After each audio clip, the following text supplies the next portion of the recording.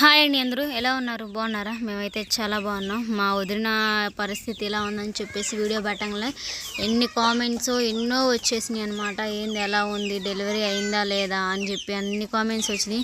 Blood సరిపోతున్నారు అని అన్నీ పెట్టినాం కదా.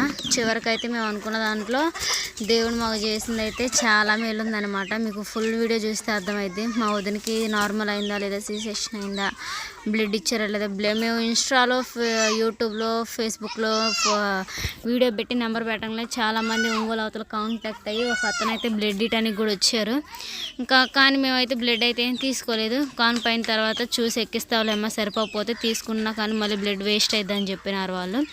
అందుకని చెప్పేసి ఇంకొకరు అయితే ఫోన్ చేసి మీరు ఎప్పుడు రమ్మంటే అప్పుడు వస్తామండి, బ్లడ్ ఇవ్వడానికి మేము ఎప్పుడైనా రెడీ, జాగ్రత్త మీ వదిన లోన బేబీ అన్నారు. ఇంకా ఇంతమంది రియాక్ట్ అవుతారని అస్సలు అనుకోలేదండి.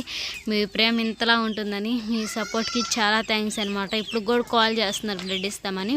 అవసరం లేదండి, ఇంకా మా వదిన అయితే సేఫ్గానే ఉంది. ఏ డెలివరీ అయిందనేది యువర్ సుబ్బు బుజ్జిలో ఉండిద్ది. ఇంకా ఏడైతే లింక్ ఇస్తాను, సరేనా, చూసేయండి.